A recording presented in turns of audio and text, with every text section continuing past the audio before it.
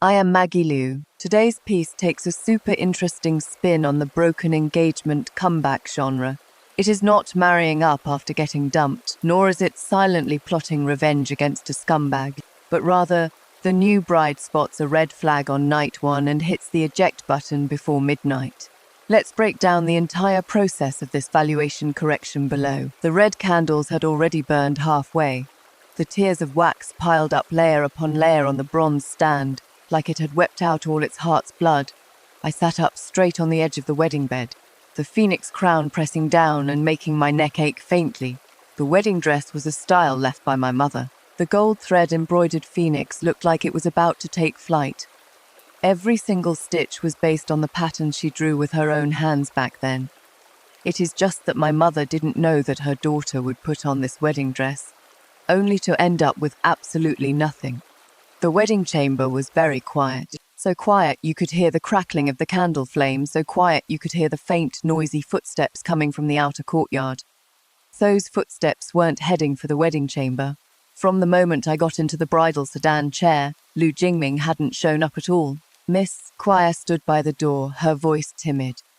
"Go look into it," I ordered softly. "See what is going on out in the outer courtyard." Choir replied and stepped out.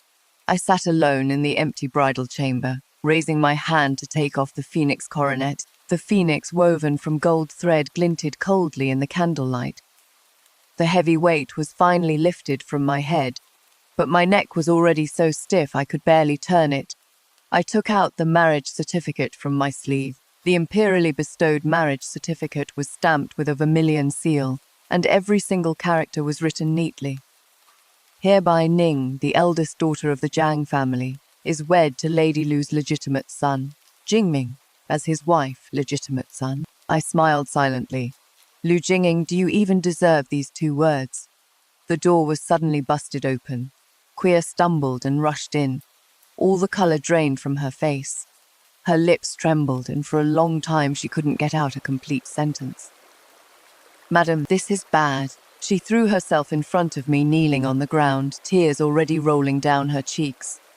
"The bed maid in the outer courtyard, Liu, she gave birth." "It is a boy." I gently placed the marriage certificate in my hands onto the vanity. "When did this happen?" My voice was so calm that even I was surprised. "Just now," Queer cried, completely out of breath. "I heard from the old women in the outer courtyard that the young master has been keeping watch there since dusk, not leaving for even half a step. The old madam is also there." She couldn't go on. I stood up and walked to the window. The night outside the window was thick as ink, and the faint cry of a baby could be heard in the distance. The crying was weak, but it felt like a blunt knife slicing into one's heart again and again. "Okay," I said. Queer froze, looking up at me blankly. "Miss, someone is coming," I interrupted her. My gaze falling on the courtyard gate. Rapid footsteps echoed in the corridor, and the light of lanterns approached from afar, swaying into a blurry patch of orange light. The door curtain was lifted from the outside, and my mother-in-law, old Madame Liu, walked in with a face full of smiles, followed by the pale-faced groom, my husband, Lu Jingming. He was wearing a bright red wedding suit, but it looked as if he was covered in thorns, looking completely uncomfortable. His eyes kept dodging around, not daring to land on me. My mother-in-law, on the other hand, was incredibly enthusiastic. She walked up to me in 2 or 3 quick strides and grabbed my hand. Her palm was hot and sweaty, squeezing my knuckles until they hurt. "Good child." She smiled so wide her eyes narrowed into slits. "You really are the lucky star of our Liu family." I looked at her beaming smile and didn't say a word. "You've just married into the family, and you've already brought our Liu family our eldest grandson." Her voice rose even higher, as if deliberately making sure everyone in the courtyard could hear. "This is a tremendous joy, double blessings at our door." Lu Jingming stood behind her, his lips moving a few times. But in the end, he didn't dare to make a sound. My mother-in-law patted the back of my hand, her tones so certain. It was as if she were bestowing a favor. "Be generous and give that child a status. Register him under your name, and to the outside world we'll say he is born of the legitimate wife. This way it saves face for our Liu family. The child gets a good future, and you get a good reputation." "Mother," I pulled my hand back. Her smile paused for a moment, then quickly returned to normal. What is it? I looked into her eyes and slowly broke into a smile. Mother is right. The eldest grandson is precious. Naturally, we can't let him suffer any grievances. The joy in my mother-in-law's eyes almost overflowed. She was just about to praise me for being sensible when I had already turned around and ordered Choir beside me. Go, call all the stewards from the Jiang family's dowry. Kuaya was stunned for a moment, then nodded heavily. Yes. She turned and ran. Her footsteps so fast it was as if she were about to fly. The smile on my mother-in-law's face finally couldn't hold anymore. What are you calling the stewards for? She stared at me warily. I didn't answer, walked to the coat rack, took down the prepared outer garment, and put it on unhurriedly. Lu Jingying finally spoke. His voice was hoarse, carrying guilt and probing. What happened tonight is my fault, but since this child is already born, there has to be an explanation. Just pretend it is for me, and endure it a little longer. Endure. I tied my sash, turned around, and looked straight at him. He really doesn't look bad, with gentle eyes and a handsome figure. He was a famous, elegant young master in the capital back when he came to my manor to propose, standing in the flower hall in a green robe. His words and actions were all like a character stepping right out of a scroll. But right now, this face was written all over with guilt and cowardice. The decency he deliberately maintained shattered completely under the candlelight. Lu Jingming, I asked him, where were you tonight? He choked up at my question. In the outer courtyard. His voice was as soft as a mosquito. Doing what in the outer courtyard? Liu Shi went into labor. I really couldn't get away. I let out a soft laugh. On the night of my wedding, my husband is watching another woman give birth. If this gets out, people who don't know might think Liu is your lawfully wedded wife, and I am the mistress you secretly hid in the backyard. It is not like that. He got anxious and took a step forward, wanting to grab my hand. I took half a step back, my movements crisp. His outstretched hand hung awkwardly in mid-air, caught between pulling it back and leaving it there. Seeing this, my mother-in-law immediately blocked her son, fierce but cowardly inside. Jiang Ning, what is the meaning of this? We're talking to you nicely, and you dare to put on airs. She pointed at the tip of my nose, spit flying. You are just a married-in daughter-in-law. What right do you have to throw a temper tantrum here? It is your blessing that Liu's child will call you mother. Don't be ungrateful. Footsteps came from the courtyard. The Jiang family's dowry stewards have already arrived and are waiting respectfully outside the door. I nodded at Choir. Choir stepped forward, lifted the curtain, and said loudly to the stewards outside the door, the eldest miss has ordered all the dowry is to be immediately inventoried, registered, and prepared to be moved back to the manor. The stewards responded with a yes in unison, their voices so loud that they shook the lanterns under the corridor, making them sway a few times. My mother-in-law's expression changed instantly. You, how dare you? The hand she pointed at me began to tremble, and her shrill voice pierced the night. Once you enter the doors of my Liu family, you are a member of my Liu family. That dowry is the Liu family's property. Just try carrying away a single piece and see. I looked at her furiously raging appearance, and suddenly found it very dull. Mother, there is no need to panic, I said. Exactly how much dowry I brought is written clearly in black and white on the dowry list, and the government office also has a record on file. First thing tomorrow morning, my older brother will personally bring people to verify it. If a single piece is missing, I looked into her eyes and smiled gently. According to Great Zhou law, forcibly seizing the property of an official's family member is punishable by 80 strokes of the cane and exile for 3,000 miles. My mother-in-law's mouth hung open, unable to utter another word. In the courtyard, the stewards had already started getting to work. The vermilion dowry chests were carried out one by one and neatly stacked in the courtyard. Every single chest had a paper seal pasted on it, stamped with the Jiang family's wax seal. The candlelight reflected off the gold and red colors, casting a cold light. Lu Jingying finally realized that I was serious. He grabbed my arm violently, gripping so hard my bones ached. Ah, Ning, you can't do this. This marriage was bestowed by His Majesty the Emperor. If you leave, how will I explain to His Majesty the Emperor? What will happen to the Liu family? I looked down at his hand. The fingers were long and slender. With distinct knuckles, it was a well-bred hand, but no matter how tightly this hand gripped, it couldn't undo the wrongs he had done. Explain how. I pried his fingers open one by one, my voice cold and clear. Lu Jinging. From the moment you climbed into Lua's bed before my marriage, you should have figured out how to explain it to everyone. You what? I threw off his hand and took a step back. The distance of this one step, however, felt like a bottomless abyss between us. You want to say you were forced. You want to say Lua seduced you. You want to say it was just a moment of confusion. He opened his mouth but couldn't say a single word. Lu Jingming, I, Jiang Ning, am no fool. I looked into his eyes, speaking word by word. You secretly kept a bedmaid for 3 years. She got pregnant when my wedding date was approaching, yet you kept it from me until now. Out of all these things, do you dare say no to any of them in front of me? He was left speechless. His face was as pale as paper, his lips trembled, and fear finally surfaced in his eyes. Not remorse, but fear. It was fear of the Jiang family's power, fear of my father and brother. Only it wasn't guilt towards me. I turned around and stopped looking at him. Go tell the manager outside to hurry up. Before dawn, I want to see all the dowry loaded onto the carts. Yes, QR answered loudly and trotted out the courtyard gate. Old Madame Liu finally snapped back to reality, slapping her thigh and wailing, "What a sin! A sin! The Jiang family is bullying us too much. This newlywed wife doesn't even respect her mother-in-law. Is there no law left in this world?" Her wailing attracted a crowd of Liu family servants. Dozens of people gathered at the courtyard gate, poking their heads in to look. The expressions on their faces ranged from curiosity to gloating, but mostly just pure bewilderment. Lu Jingming stood numbly under the corridor, like a stone statue, just as the Liu family's butler rushed in with the household servants. Attempting to stop those dowry boxes, the mansion doors were crashed open from the outside with a loud bang.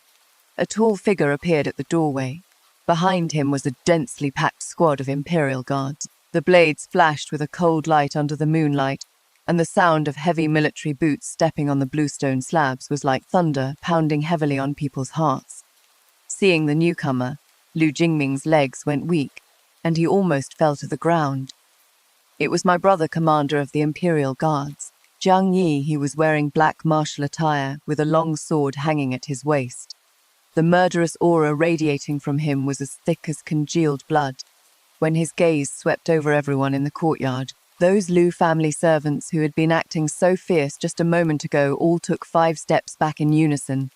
A wooden stick dropped from someone's hand onto the ground, rolling and clattering right to his feet. Jiang Yi stepped over that wooden stick and walked straight up to me. "Who bullied you?" His voice wasn't loud, but it reached everyone's ears clearly. I shook my head. No one. I was just about to leave. "Let's go then." He stepped aside, and the Imperial guards behind him automatically parted to make a path. "Stop right there!" Old Madame Liu screamed as she rushed over, grabbing my arm tightly. Her strength was surprisingly great, her nails digging into my flesh, and her voice was near the limit of a roar. "Jiang Ning, if you dare step out of this door today, I'll smash my head and kill myself right here." She turned around and cried out loudly to the neighbors watching outside the door. "Everyone, judge for yourselves. The newlywed daughter-in-law doesn't observe womanly virtues and throws her in-law's house into chaos on her wedding night. Is there no justice in this world anymore?" I looked down at her, on her well-maintained face. Her exquisite makeup had been washed away by tears, revealing the sagging skin and deep wrinkles underneath. I felt no anger in my heart, only a sense of absurd exhaustion. "Mother," I said softly, "if you want to smash your head, then go right ahead." Her howling came to an abrupt halt. "It is just that." I pointed at the courtyard wall behind her. "This wall is newly built, right? You have a frail body. I am afraid you won't be able to smash through it. If you knock yourself the wrong way and end up paralyzed as your daughter-in-law, I can't shoulder the blame for driving my mother-in-law to her death. How about I get someone to swap it for a sturdier wall for you?" Her mouth hung open, and the expression on her face was twisted into something indescribable. That carefully maintained dignity and arrogance shattered to pieces in an instant. I pulled my arm back from her hand. "Let's go." As I stepped over the threshold, I heard Lu Jingming shouting hysterically behind me. Anning, all these years of affection between us, do you not consider it at all? I didn't look back, affection. From the moment you chose to deceive me, there was no longer any affection to speak of between us. Stepping out the courtyard gate, the night hit me full in the face. A carriage was parked quietly at the alley entrance. Under the escort of the Imperial Guards, the 128 loads of dowry were being loaded box by box onto the convoy behind. The vermilion wooden boxes gave off a faint, cold light in the moonlight like silent witnesses. I stopped in my tracks and looked back at the Liu residence. The big red lanterns hanging above the lintel were still swaying in the wind, the candlelight making the entire estate gate flicker in and out of the light. The plaque reading Liu residence looked exceptionally glaring against the lantern light. When my mother arranged this marriage for me back then, she gently said to me, although the Liu family is not prominent, their family tradition is upright, and that boy seems reliable to me. Anning, once you marry into their family, you'll live a good life. Mother, I closed my eyes. Do you see it? This is the good husband you picked for me. I turned around and said to Jiang Yi, back to the residence. He frowned. Which residence? The Grand Tutor's residence. I looked towards the end of the street where there was a mansion. It was the princess's residence bestowed upon my mother by the late emperor. After mother passed away, that residence had been left empty, with only a few old servants guarding it. Go to the elder princess's residence. Jiang Yi was silent for a moment. Made up your mind? I have. He nodded and gave a brief order, clear the way. The Imperial Guards responded in unison. A horsewhip cracked loudly in the air, and the carriage wheels began to turn. I leaned against the carriage wall and closed my eyes. The shouting, wailing, and old Madame Liu's shrill curses outside all gradually faded away as the carriage moved forward. Quia sat beside me and carefully handed me a cup of tea. Miss, have some water. I took the tea, didn't drink it, and just used it to warm my hands, Quia. I asked, did you see Liu's child? Quia froze for a moment and whispered, number. I didn't see him. I heard he was just born and kept in the delivery room. The old madame doesn't allow anyone near. Is it a boy? Yes. I nodded and didn't say anything else. I suddenly thought of Luer. She was only 14 the year she came to my mother's side. She said her hometown was hit by a disaster, and her family either died or scattered, leaving her as a lone orphan. My mother was kind and took her in, originally planning to have her be my dowry maid when I got married, so I'd have someone to look out for me at my husband's house.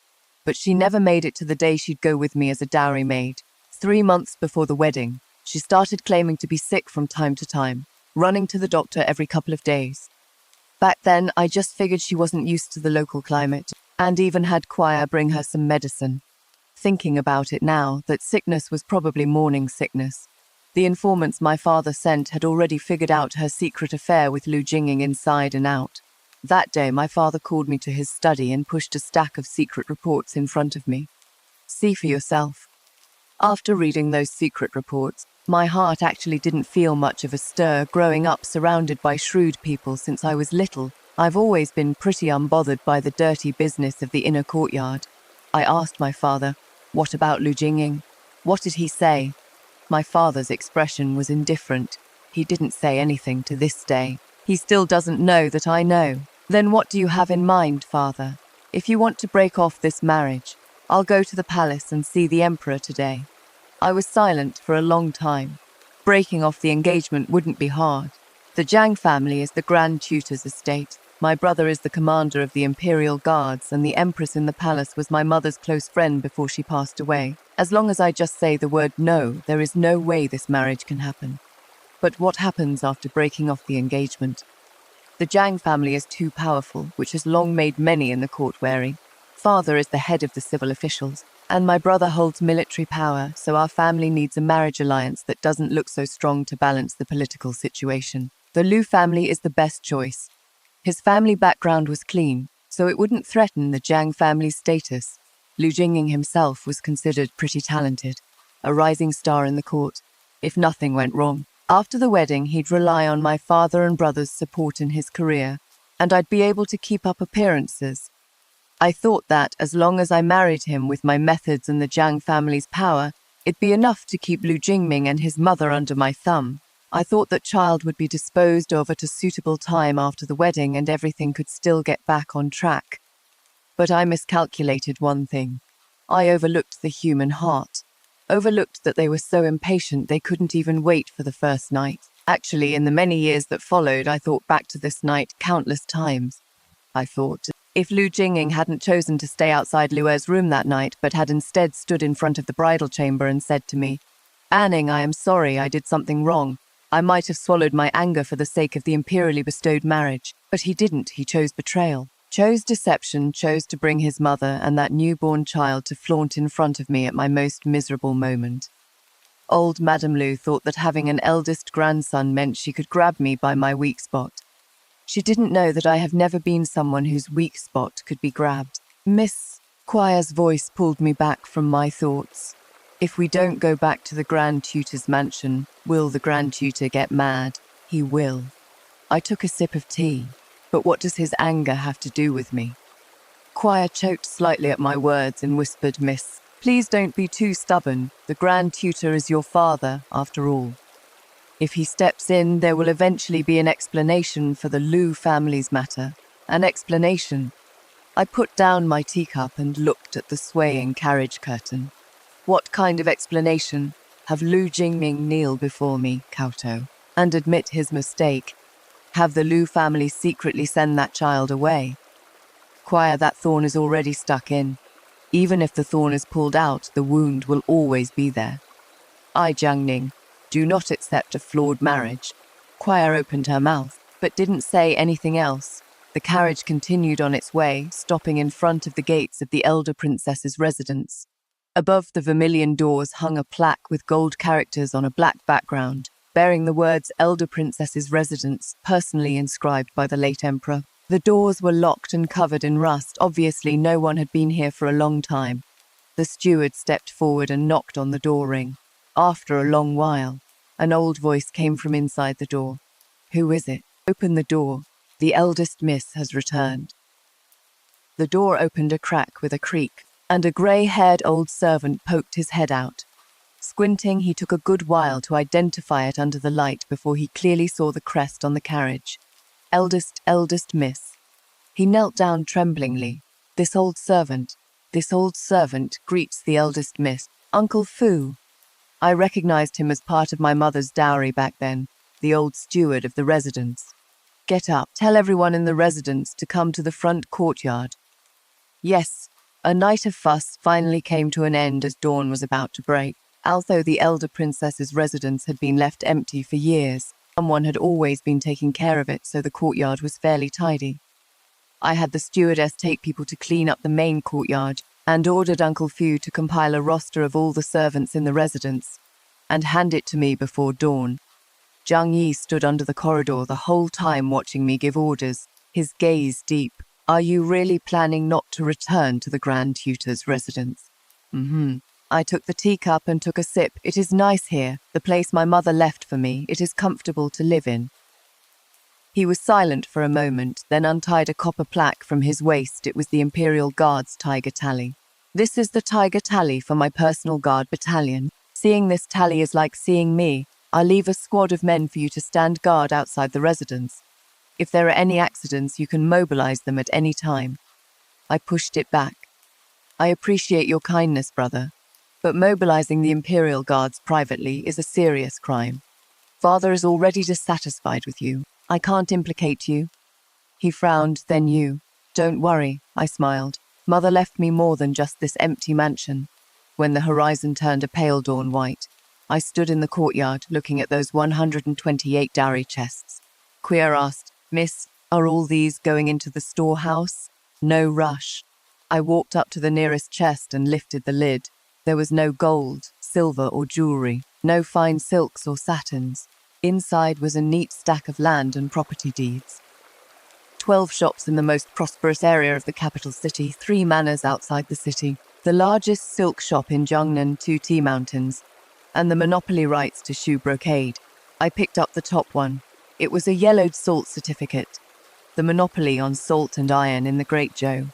Smuggling salt is a crime punishable by beheading, and official salt is only held in the hands of a very few people. My mother was actually one of the largest salt merchants in Jiangnan. Kuya gasped when she saw those things clearly. Miss, these are the things Mother left me to secure my future. I put the stack of deeds back into the chest and closed the lid properly.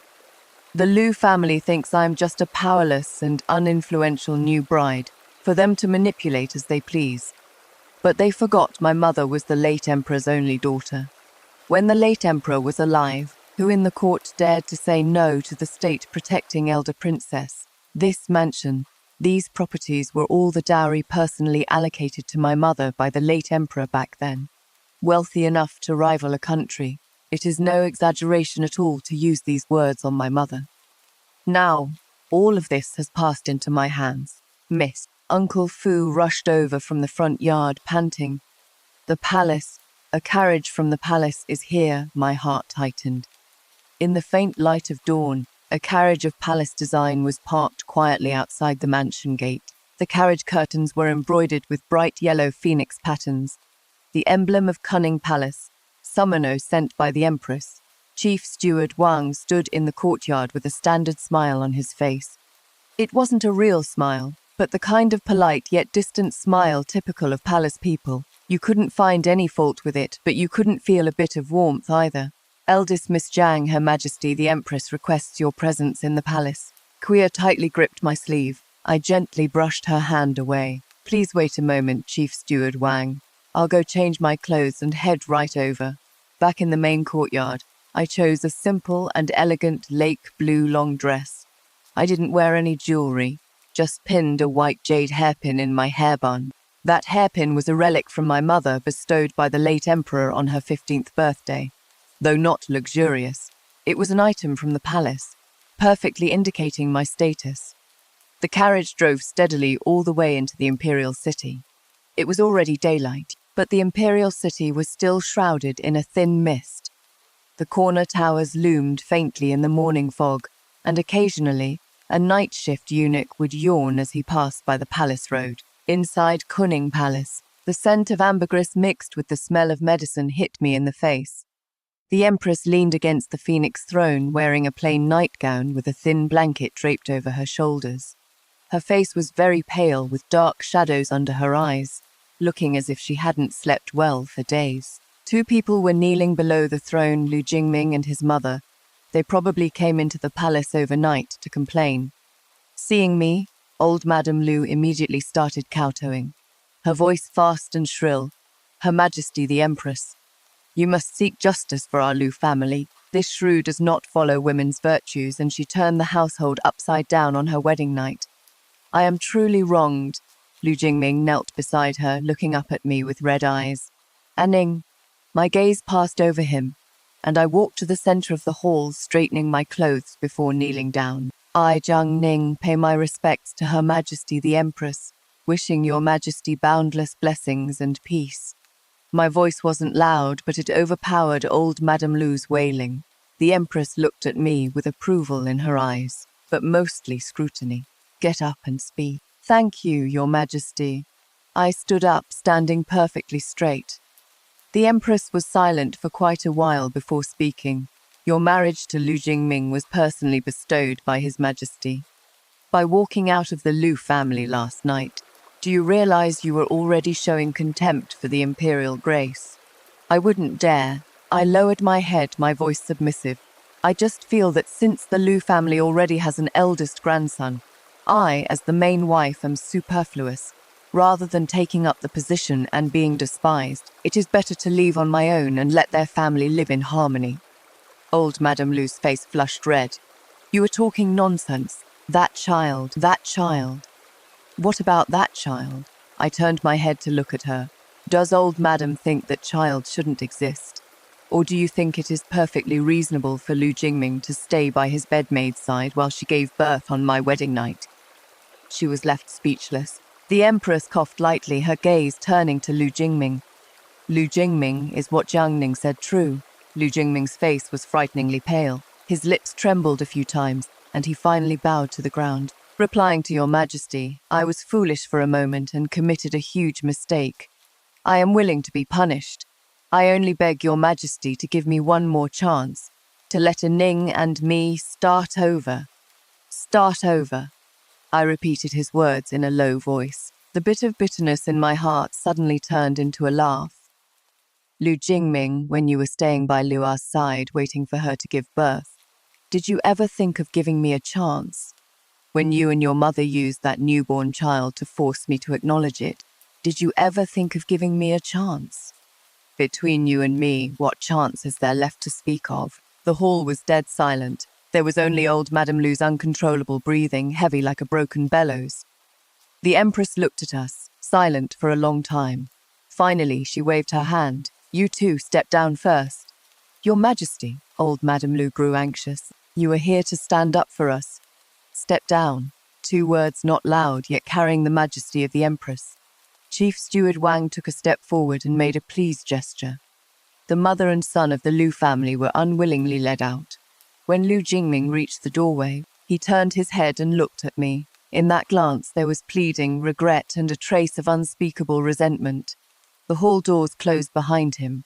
The Empress stood up from her phoenix throne and walked over to me. She looked much older than I remembered. White hair had grown at her temples, and the fine lines at the corners of her eyes couldn't be hidden even with powder. Her hands were covered in needle marks, traces of year-round medical treatment. Jiang Ning. When she called my name, her voice was very soft, as if afraid of being overheard. Your mother said back then that out of all the children, you were the one who resembled her the most. Seeing you today, it is absolutely true. My heart jolted. I was only 7 when my mother passed away. My memory of her was already blurred. I only vaguely remembered that she had a pair of very bright eyes. And when she smiled, the corners of her eyes would tilt up slightly, like a fish. The Empress looked at me and suddenly said, "Do you know why I summoned you into the palace overnight?" "I don't know, because I want to tell you His Majesty will not intervene in the Lu family's affairs." She looked at me and said slowly, "A marriage granted by the Emperor is no joke, of course. But if the woman insists on a divorce, she has to have some real achievement to show for it. Something that lets the whole world see why you, Jiang Ning, have the right to break this imperial engagement." She turned around, picked up an account book from the desk, and handed it to me. "Take a look." I took the account book and opened the first page. It was the water transport accounts from the Ministry of Revenue. My fingers quickly skimmed across the pages, my eyes scanning the dense rows of numbers. The Empress didn't rush me, she just stood quietly to the side. Half a cup of tea later, I closed the account book. "There is a problem with these accounts." "I didn't say there might be, I said there is." The Empress smiled. Not a polite, fake smile, but a truly amused one. "I knew I was right to come to you." She sat back on her phoenix throne, her voice dropping a little. "On the surface, these account books look flawless. Every bit of income and expense matches up perfectly, but the ones checking the accounts weren't you. They were those idiots working for me, and they couldn't see a thing. But you saw it." She stared at me, her gaze sharp. "Tell me, what did you see?" I turned the account book to the 3rd page and pointed to a line of numbers. The shipping fees here were calculated using the old passes from 3 years ago, which are 7 times lower than the current ones. And over on the tax side, the time a salt tax entered the Treasury is a whole month earlier than when the provincial Treasury actually received the dispatched silver. These accounts are fake. I looked at her. Every year, at least 3 million taels of silver go unaccounted for. The smile on the Empress's face faded, replaced by a heavy exhaustion. She leaned back in her chair, closed her eyes, and after a long time said, "I have been investigating this case for 3 years. The first year I sent 2 imperial censors to Jiangnan for a secret investigation. After returning, one accidentally fell into the water, and the other died of a sudden illness. The second year, I had my brother pick a few capable men from the military to disguise themselves as merchants and check the shipping accounts at the docks. In less than a month, all of them were silenced. The 3rd year, she opened her eyes, and her gaze fell on my face. The 3rd year, I didn't send anyone anywhere. I wised up and stopped using my own people. Waiting for the right time and the right person. And then you came along, I understood." I put down the account book and bowed. Your Majesty wants me to go to the Ministry of Revenue to investigate this account, not just investigate the accounts. The Empress leaned forward. I want you to dig out the person behind these accounts, no matter who it is, investigate it crystal clear. After it is done, I will personally request a decree from His Majesty. Not only will you be granted a divorce, but you will also inherit your mother's title of Defender of the State Elder Princess. Defender of the State Elder Princess. With this title, I would no longer be the Grand Tutor's daughter, or the Liu family's wife. I would have my own fief, my own mansion, and become a woman with real identity and status. In the Great Zhou Court, free to marry as I choose. No one would ever be able to use my marriage as a bargaining chip again. I desired it in my heart, but my face remained calm, only asking, why did your Highness choose me? Because your mother's accounts were the cleanest I've ever seen. The Empress smiled suddenly, with a bit of nostalgia in her smile. Back when your mother managed the inner treasury, not a single civil or military official in the entire court could find half a coin of error in her accounts. Even the late Emperor praised her, saying that half of Great Zhou's abacuses were in your mother's hands. I figured her daughter couldn't be too bad. Besides that, her smile faded and her voice was pressed very low. I found out something. The final destination of that embezzled silver from the Ministry of Revenue isn't simple. Someone is using this silver to secretly forge weapons in the south. Secretly forging weapons. My hand paused. The weight of these 4 characters is enough to execute 9 generations of a family. I understand. I tucked the account book into my sleeve and lowered my eyes. I am willing to investigate and resolve this case for your Highness. The Empress nodded, leaning back exhaustedly against the chair. She waved her hand, signaling me to withdraw. When I backed up to the door of the hall, she suddenly called out to stop me. Zhang Ning, yes, be careful of Shen Lian. Shen Lian, Minister of Revenue Consort Shu's father. Her voice was very tired. Over the years, I've lost more people at Shen Lian's hands than you have ever seen. Since you've become my blade, there will be people who want to break this blade, no matter what happens. Don't let yourself become the 3rd batch of the dead. I knelt down and solemnly kowtowed. Your subject has taken note. The imperial edict was delivered to the elder princess's residence early on the morning of the 3rd day. By the mandate of heaven, the emperor decrees. Zhang Ning, daughter of the Grand Tutor, is intelligent and quick-witted and skilled in arithmetic. By our command, she is specially granted the position to assist the Ministry of Revenue to audit the old accounts of water transport and taxes from the past 5 years. Respect this. Besides the imperial edict, there was also an oral message that the Empress had someone secretly bring to me, appointed as Assistant Director of the Ministry of Revenue, free to enter and exit the Ministry of Revenue without obstruction. When Choir took the imperial edict, her hands were trembling. Miss, are we really going to investigate the Ministry of Revenue? It is not about really going. I put down the teacup in my hand and looked at the sky gradually brightening outside the window. It is that we have to go. Only if I go will there be a glimmer of hope for survival. If I don't go, I can only return to the Liu family. Between these 2 paths, there is no third option. When Zhang Yi came in this morning, he looked terrible. He had obviously caught wind of it. The moment he walked in, he cut straight to the chase. You can't go. The Ministry of Revenue is the Shen family's turf. Shen Lian has been running things there for 16 years, and everyone from top to bottom is his man. A lone woman like you charging in there single-handedly is like a sheep walking into a tiger's den. You know it too, brother. If I don't go, causing all that trouble at the Liu family would be for nothing. I looked at him calmly. Father will send me back to Liu Jinging sooner or later. When that happens, I'll truly be on my own. He was left speechless.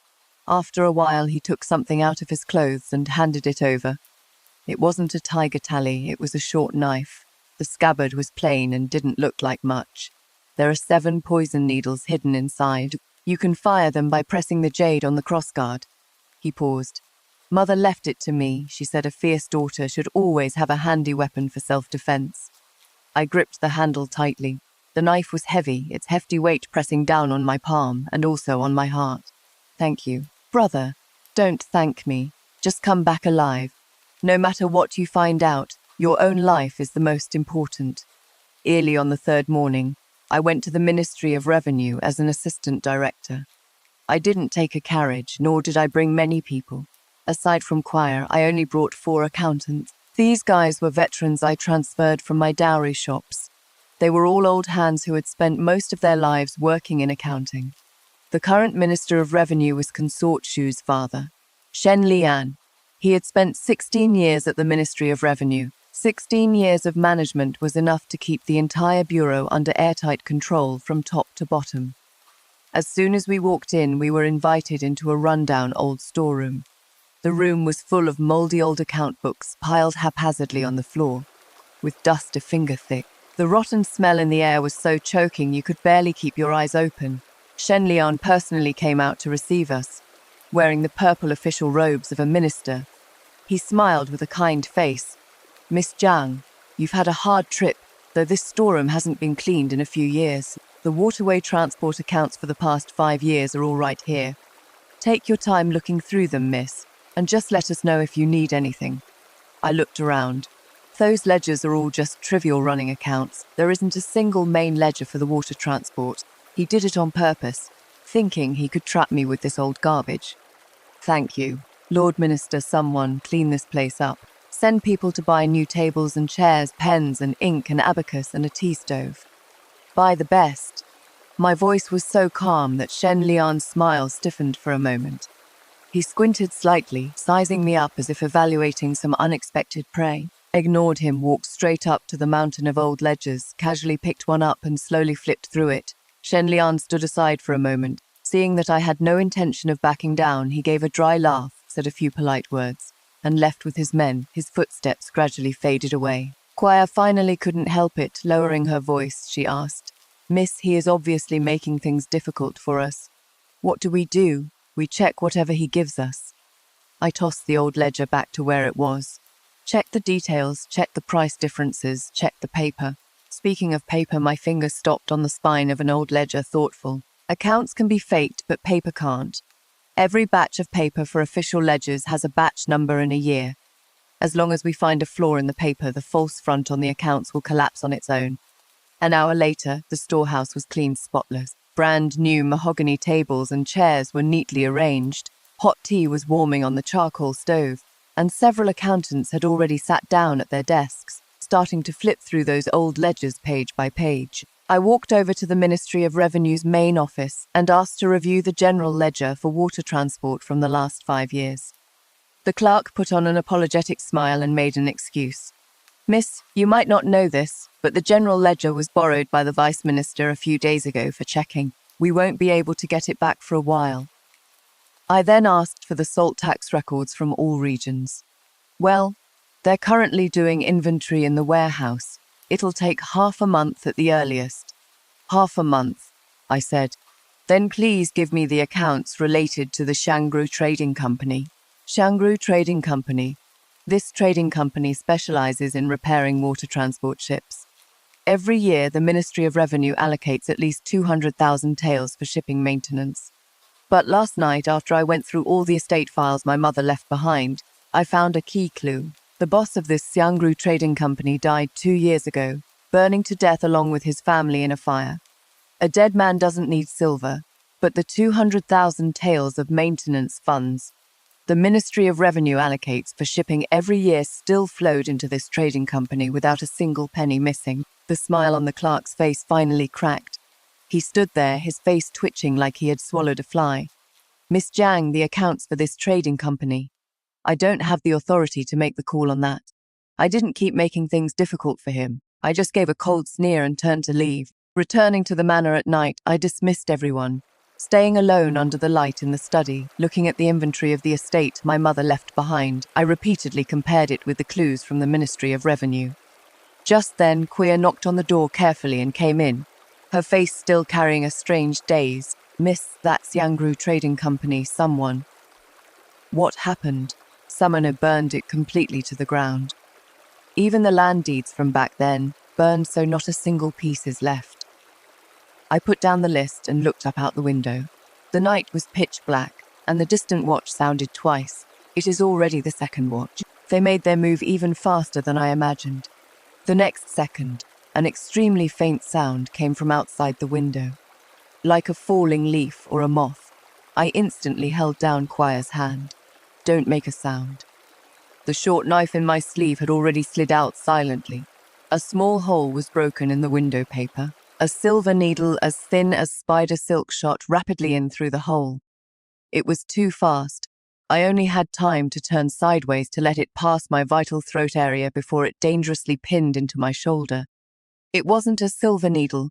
The tail of the needle was entirely pitch black, laced with a deadly poison. The candlelight was snuffed out by a strong gust of wind the moment the poison needle struck. In the darkness, a dark shadow crashed through the window lattice, a cold glint thrusting straight at my heart. I backhanded the short knife, blocking the opponent's weapon with a ding. The webbing of my hand was shocked numb that strength was definitely not that of an ordinary household guard. It was a well-trained assassin.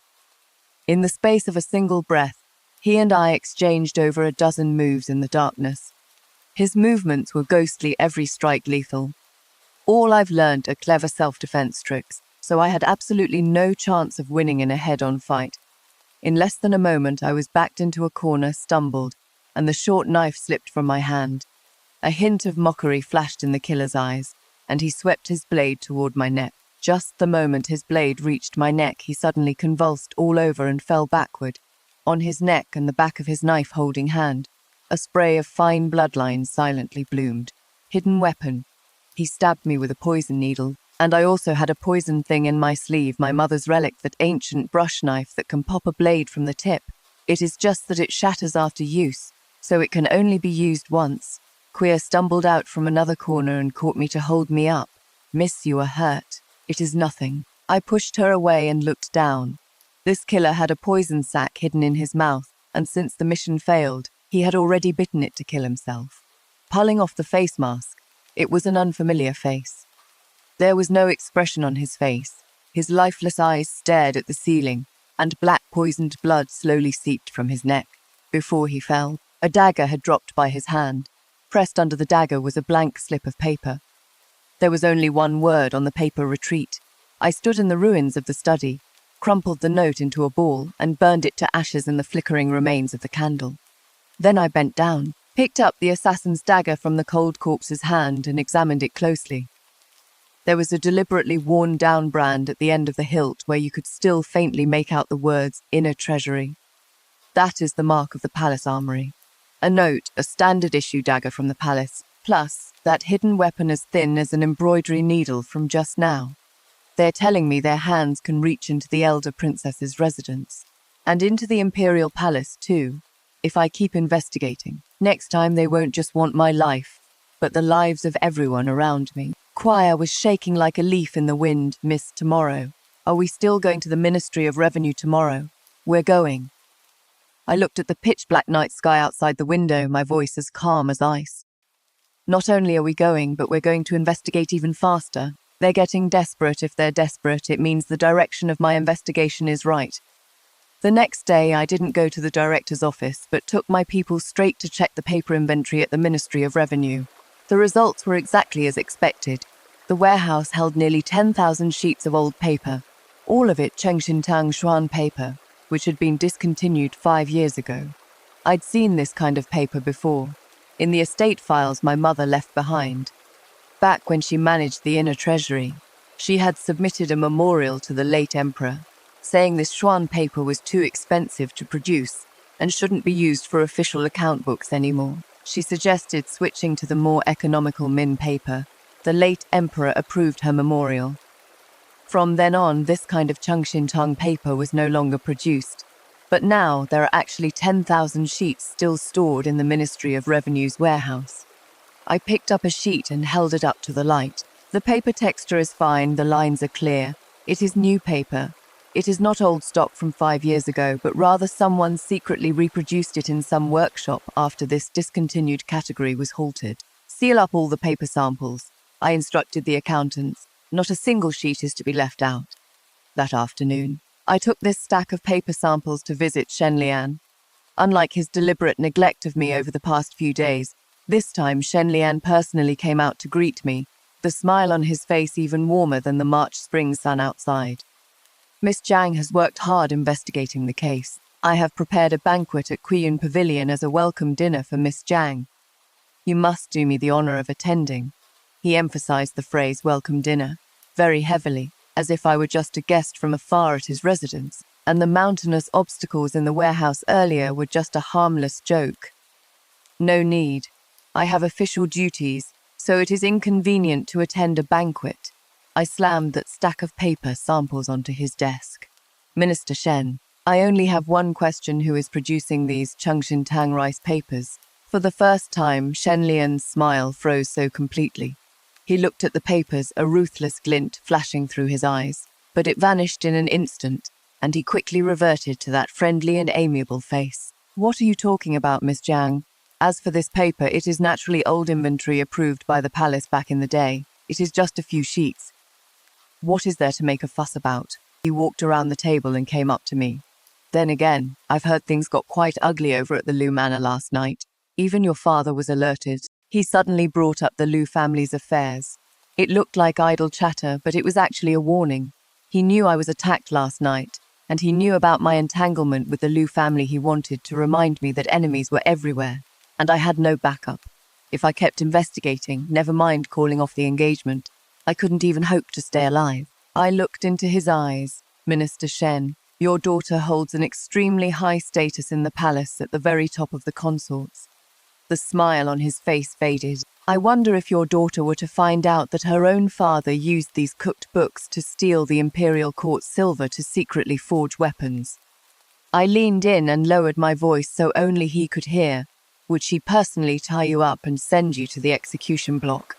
Actually, I had no proof of where this silver ultimately went, just that poison needle and that dagger. But when I said that, what flashed through Shen Lian's eyes was genuine fear. In that split second, I caught that hint of a shadow. He felt fear too, but he wasn't afraid of his crimes coming to light. He was afraid of something else, something he feared even more than death. A moment later, he took a half step back, dropped all the fake politeness and lowered his voice to a whisper. "Jiang Ning, you are going to regret investigating this case sooner or later. Then let me regret it." I turned around and walked out the door with the paper patterns, never looking back. That night, I returned to the estate. Jiang Yi was waiting in the study, and as soon as he saw me, he threw an oil paper package right in front of me. "The land deed for Shangru Trading Company is burned, and the person who did it is still in the city. Go to the docks tonight and take the awning boat. There will be a kerosene lamp at the bow of the boat with a piece of red string tied under it. That person will say 3 sentences to you if he gets the 3rd sentence wrong. Don't get on the boat." I held down the paper packet, feeling the aftershocks under my fingernails still hadn't faded. "Who is this?" "Someone you wouldn't want to see as long as you are still alive." He didn't say the name. I clutched the paper packet tightly and walked out. As I went out the door, he suddenly grabbed my shoulder. "A Ning." I turned my head. His fingertips tightened slightly. A man like a tiger and a wolf, yet at this moment his voice was so low it sounded like a warning squeezed out from between his bones. "Half of Father's students are involved in this. Tonight he is going alone to sound out a few old ministers. If the tide turns in the court, the palace will send people to seal off your mansion. No matter who comes, don't follow them easily, especially those from the palace who claim to have imperial orders. Remember, before Shen Yuan comes back, in this city, only you and I can trust each other." His fingernails dug into the fabric on my shoulder. I just realized that the spot he was pressing was the exact blood scratch left on my shoulder when the poisoned needle grazed me last night. His fingers were trembling. I nodded and said nothing. The 4th watch. I took a few elite brocade guards disguised as family servants and slipped out the back door of the elder princess's residence. The night fog was so thick it wouldn't clear, and the faint sound of the night watchman's clapper came from afar. The dock was outside the city by the Wei River. When we arrived, a boat was already moored at the shore. A kerosene lamp hung at the bow, with a piece of red string tied below it. The river breeze blew the flame, making it flicker, and the red string fluttered up and down in the wind, like a streak of blood that couldn't be washed clean. I stepped onto it from the shore, and the boat sank slightly. The flame of the oil lamp flickered, and the clinking sound of a cup hitting a wooden table came from behind the cabin curtain. "You are here." The curtain wasn't lifted. Only this dry and hoarse voice came out. "I am here," I answered truthfully. The second sentence brought the goods. This question came out of nowhere, but I felt the docked boat spin a bit in the wind. If I answered even one word wrong, a sharp blade would definitely pierce through the curtain right by my side. I stood in place without moving. Who set this secret code? It went quiet behind the curtain for a second. A moment later, someone lifted the curtain and poked his head out. Half of his face was cast in the shadows of the lamplight, a scar running from the tip of his brow down to his jaw, and the rest was pitch black. Not a living person. He is a major criminal who has been locked up by the Jinyaiwei for years. I saw his portrait in my brother's files once this guy orchestrated the inner treasury arson case and burned 2 chests of accounts that were originally being tracked to the Ministry of Revenue. To think Shen Yuan has been watching him all these years and didn't kill him. The young miss of the Jiang family. He sized me up for a moment, then suddenly grinned. "You actually have some guts. Sit." The boat set off. We sat face to face. He poured me a cup of leftover wine, pungent and sharp like poison that had been brewing for 3 years. I didn't touch it. The third sentence. He stared straight at me, spitting out the words from a throat that sounded like it had been crushed by gravel. They still used that paper. All 3 sentences matched up perfectly. My heart skipped a heavy beat. It was the thrill of finally grabbing onto a clue. The Chengxin Tang paper the Xiangru firm used to cook the books its channel into the official treasury was fake, and the treasury's entry records were fake too. At this moment, the entire production trail was back in my hands. The boat glided steadily into the river. The boatman chanted at the stern, the wind pushing down all other sounds, leaving just the 2 of us breathing across the oil lamp. That same night, Zhang Yi got a suspicious storage dispatch slip from the Ministry of War. This slip was from the official grain warehouse in the capital's suburbs. The storage battalion had secretly transported 15 carts of goods into a remote abandoned warehouse on the edge of the Old Shahar riverbed in the northern suburbs within 2 days. In the third act of securing the dispatch order, we split our forces into 2 routes. The Jinyaiwei hidden agents circled around to the front gate for a frontal assault, while Zhang Yi and I sneaked in from the back mountain. The mountain road in the northern suburbs was full of gravel. The horses snorted twice and were reined in. We dismounted, covered our faces, and waded into the wild weeds of the Old Sha River channel. In the last touch of darkness before dawn, the abandoned granary looked like a dormant beast. My brother and I lay side by side on the steep slope. Through the wet weeds, we saw 2 covered ox carts already parked at the granary entrance. The men dressed as porters didn't speak, and the sacks of goods they were lifting were so heavy they dragged their hands down. "It is all mouldy old grain." They swapped out the good rice and replaced it with rotten stuff. Zhang Yi lowered his voice and said, "The military rations prepared by the imperial court aren't enough for the war horses to eat 3 meals, let alone enough to hold the city for half a month." He paused for a moment. "You can still head back to the manor right now." I stared at the porters below, my hands already cold. Just then, the porter walking at the very front seemed to realize something. He suddenly looked up, and a square face covered in scars locked straight onto my hiding spot. Right after that, arrows also flew over. Enemy attack. Several dark figures burst out of the wild weeds, and the assassins who had been ambushing in the dark charged forward. The flash of a blade cleaved open a lantern thrown by who knows who, and the flames on the ground extinguished in an instant. I drew my sword and parried 2 crossbow bolts. My brother dashed out a few steps to protect the Jinyaiwei at the very front, turned his head, and roared at me. "Get down!" I didn't leave. I stood guard at his back. An assassin flew over from behind the dirt ridge, a poisoned blade sweeping past my cuff and grazing his shoulder blade. Blood spurted out from both my cuff and my brother's arm. Shen Yuan's Jinyaiwei arrived at the perfect time. Not a moment too early, not a moment too late.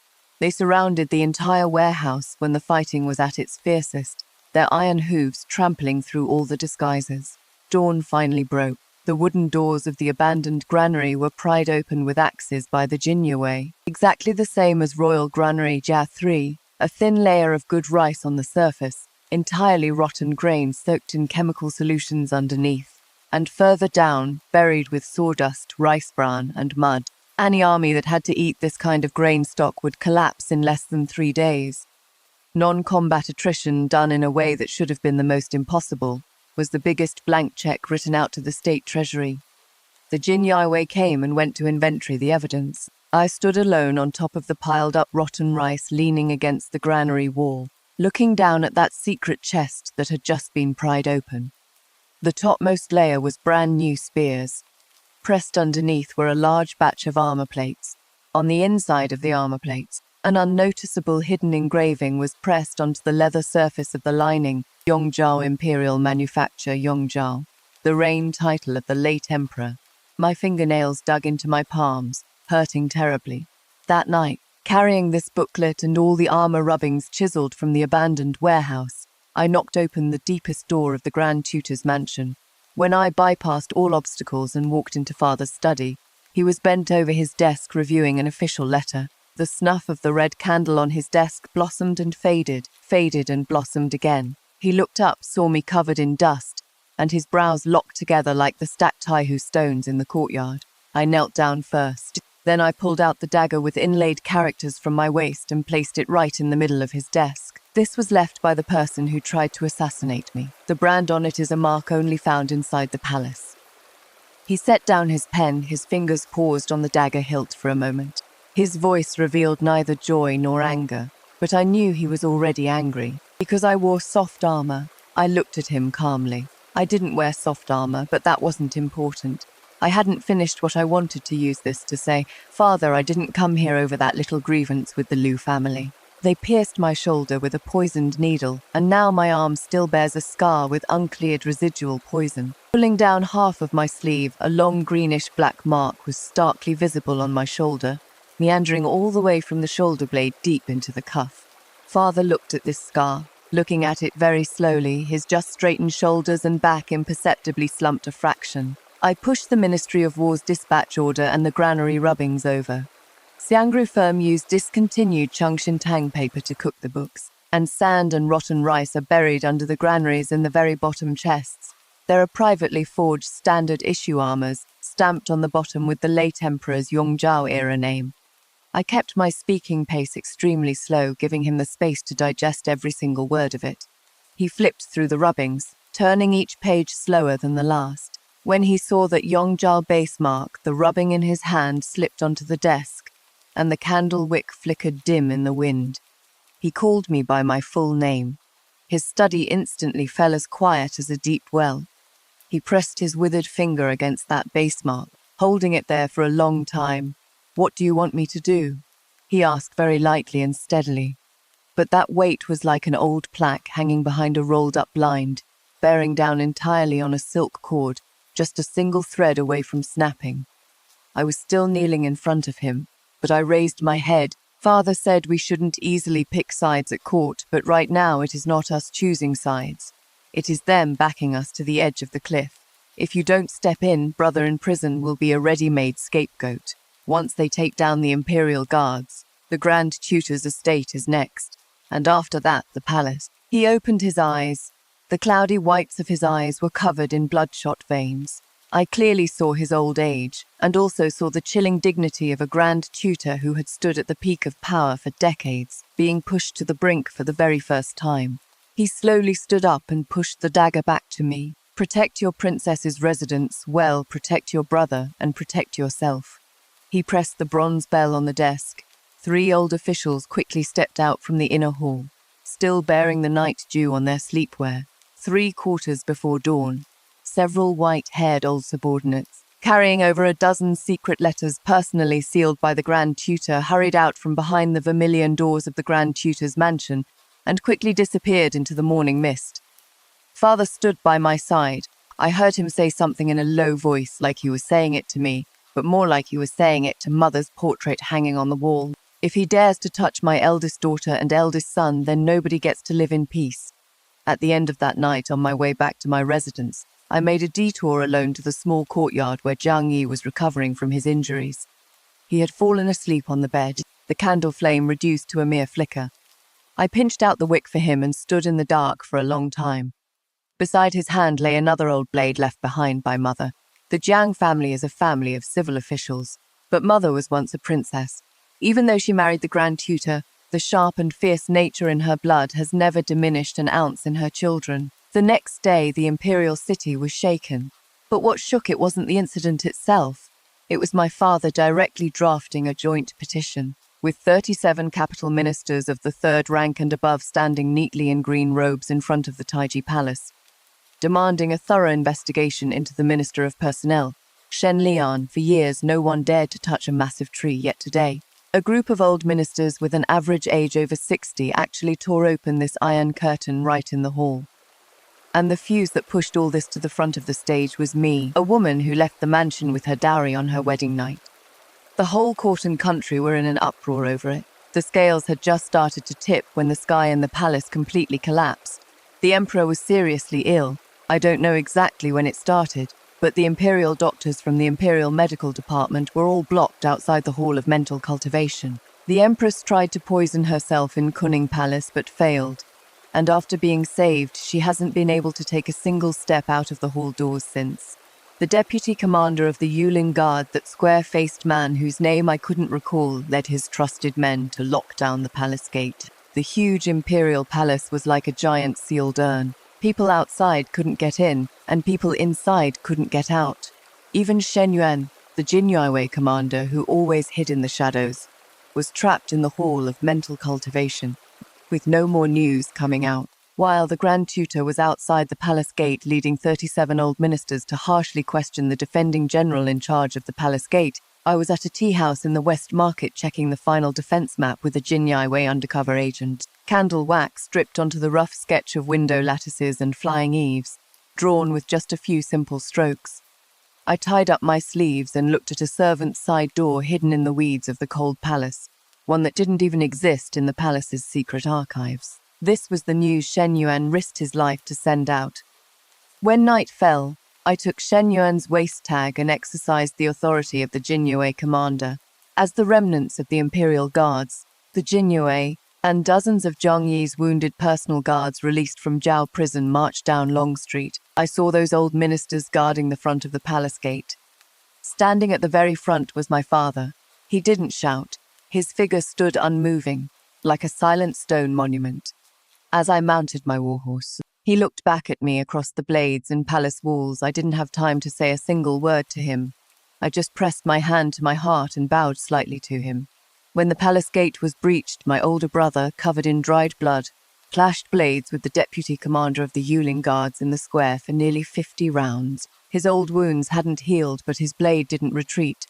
In the end, he kicked down the square-faced deputy commander, his war blade pointing straight at his throat, his voice so hoarse it sounded like he had a mouthful of sand. My sister told you to guard this door. The man's mouth was full of blood, but he was still screaming on the ground. So what if it is a mutiny? Consort Shu has already requested the decree, making the Third Highness the Crown Prince. One day your whole Jiang family will be wiped. Zhang Yi shattered his teeth with his sword hilt. I didn't look back. My hands were very steady, even though my knees banged loudly against the cold bricks.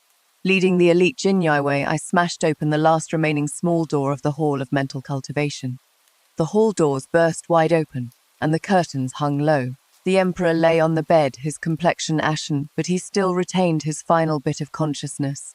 And Consort Shu, standing by the couch with her hair in a mess, was gripping the third prince and a gold hairpin pressed against the Emperor's throat. She smiled when she saw me. Jiang Ning, you are here. I have been waiting for you in the palace for a long time.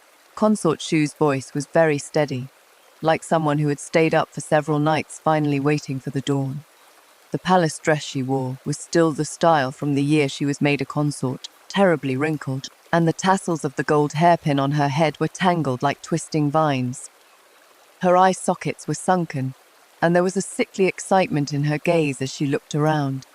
I knew you would come. I didn't know you before, but the day you walked out of the Liu family with your dowry, I knew that one day you would step over everyone's bones to stand in front of me. I took my hand off the sword hilt, not to slack off, but because of the kid she was clutching behind her. The third prince was only 7. He huddled by his mother's legs like he was freezing, lips dark, clutching the hem of her dress for dear life, staring with dark eyes at all the weapons between us, not understanding what was happening. I softened my voice and called Consort Shu. "Your Highness." After calling out, I looked at her with a calm tone, like we were just casually chatting. "Do you know why Minister Shen cooked the books?" The tail of her eyebrow twitched slightly. "He did it for the silver. But when the Empress's spies investigated him, he didn't kill anyone. And when the Jin Yaiwei cornered his men, he wasn't afraid.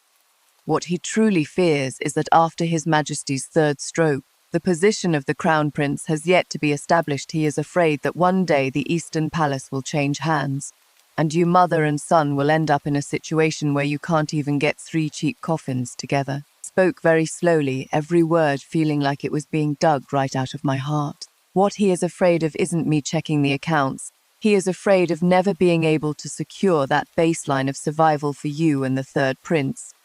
But Your Highness, Minister Shen forgot something. I looked at her red-rimmed eyes. What he wants to protect are his own daughter and grandson. But what he did was take the state funds of Great Zhou to secretly forge weapons in Jiangnian, wanting to protect you with military force. The third prince is still so young. Do you want him to be pointed at and cursed by the whole world for usurping the throne on his first day in power? There was no slamming the table in anger, no grand preaching. I just dragged this child right in front of her. Everyone fell silent. The palace servants, the Jin Yaiwei, the emperor behind the bed curtains, and Consort Shu, who was holding the gold hairpin but trembling all over.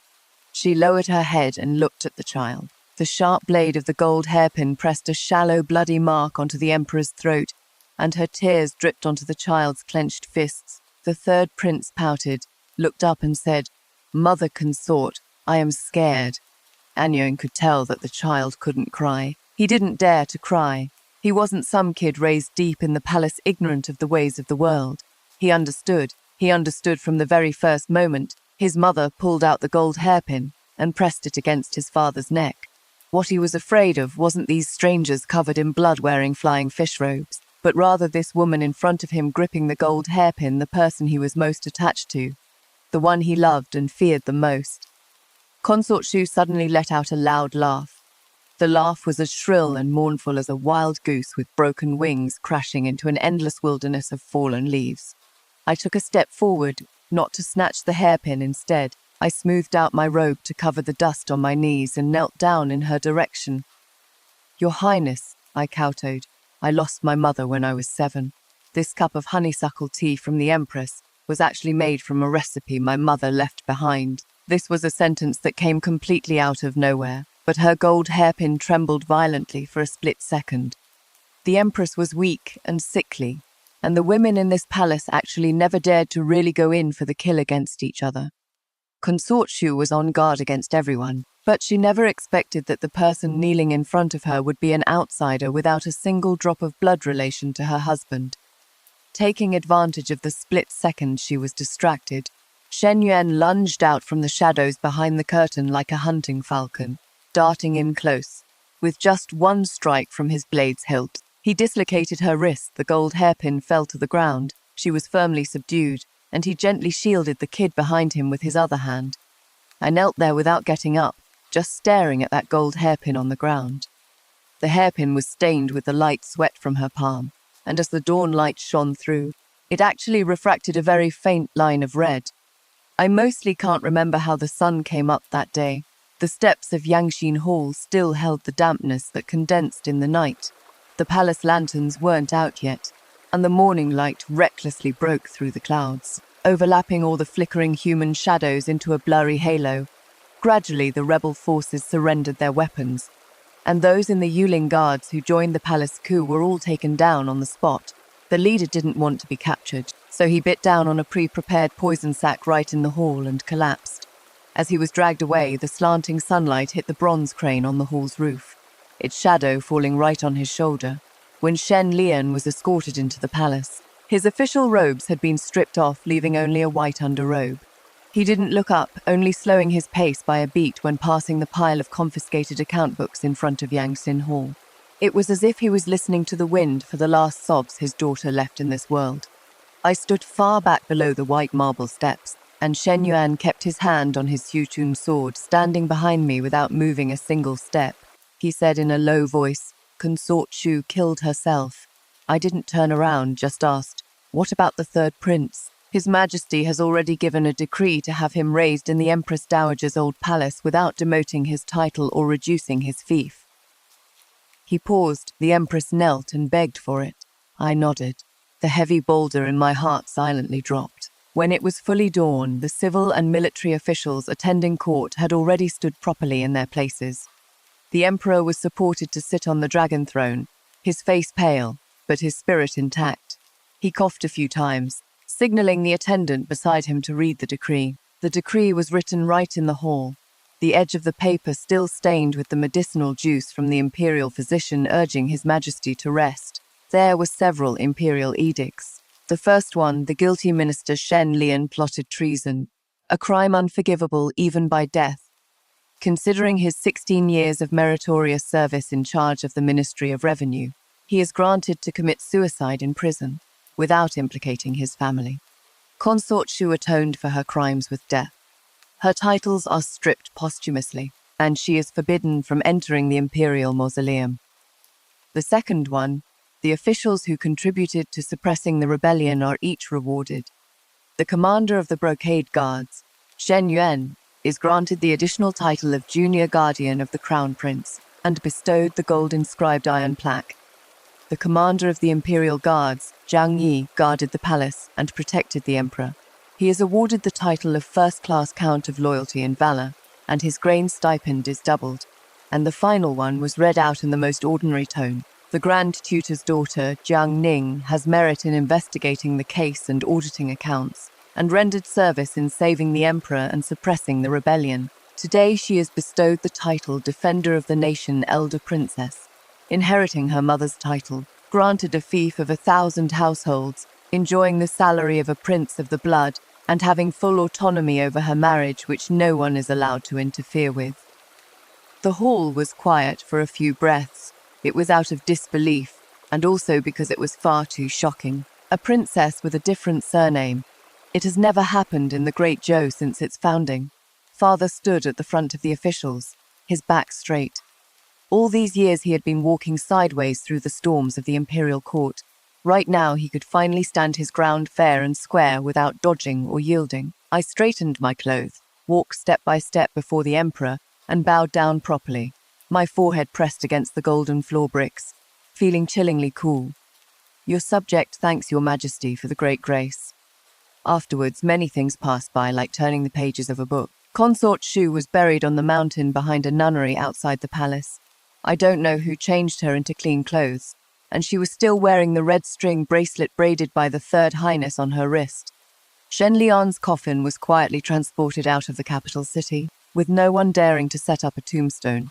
On the third day after I received my title, Lu Jingming accepted the divorce document. He had lost a lot of weight. Standing outside the gates of the princess's residence, he didn't dare to come in and only asked someone to bring in a letter. I didn't look at it and had Quia burn it right in front of his face. Quia said the paper ashes flew into the air and turned into white butterflies. He stood there for a long time before stumbling onto a blue cloth carriage without any family crests hanging on it. The sound of the wheels turned twice at the entrance of the alley, and then there was no more sound. The properties my mother left me are quite a lot. The salt fields in Jiangnan, the tea mountains in Shuzhong taking advantage of the case investigation. The accounts were all cleared up. Those merchant houses that had once touched the Shen family's business, I have cut ties with and reorganized them all. The Empress personally issued a gracious decree from her sict, sending that 8 phoenix pearl crown from the inner treasury into the princess's residence, along with me receiving my mother's title, saying, "Back then, your mother said this crown was too heavy and she'd rather not have it. But I thought, heavy things should be worn on the heads of those who can bear their weight." I stroked the thumb-sized pearl on the crown, as if clinking a cup of tea across decades of time with that woman who never grew old. It was a fine, sunny spring day. Bluestone slabs were newly paved in front of the gate of the protector of the state elder princess's residence. The phoenix carriage sent from the palace was still parked outside the side gate, and Shen Yuan had already changed out of that flying fish robe. wearing only an ordinary dark robe, leading a chestnut horse and waiting outside the gate. He said, "Your Highness once said you didn't like being trapped in a single city now. You can go to all of them." I stood under the gate tower with my back to the light, smiling in silence. After a long time, I turned my head and pulled out a scroll of map from the back of the waiting horse. I unrolled the map, the parchment mountains and rivers shimmering with fine golden light in the sun. "Let's go, Lord Shen." "Where to for the first leg?" "Let's go to Jiangnan to check on the salt administration." He smiled faintly. The smile was gentle and clean, like a weapon that had laid down a heavy burden, finally sheathing all its sharpness. The real narrative engine of this story is the battle of rule systems. The Liu family represents the old inner courtyard rules where a woman having a kid is her trump card. A mother-in-law can bully her daughter-in-law, and a husband's mistakes are his wife's disgrace. The Shen family represents the rules of bureaucratic corruption, using cooked books and fake paper to patch up loopholes, and using assassins to shut investigators' mouths. But Jiang Ning represents a brand new rule system. She found business rules in the list of properties her mother left behind, learned political rules in her father's Grand Tutor mansion, and secured institutional rules from the Empress's secret investigation mission. She uses business rules to reverse engineer the cooked books, uses institutional rules to interrogate the paper involved, and uses political rules to rally 37 ministers for a joint impeachment. These three rule systems merge within her, creating a force of reckoning that the old system just can't stop.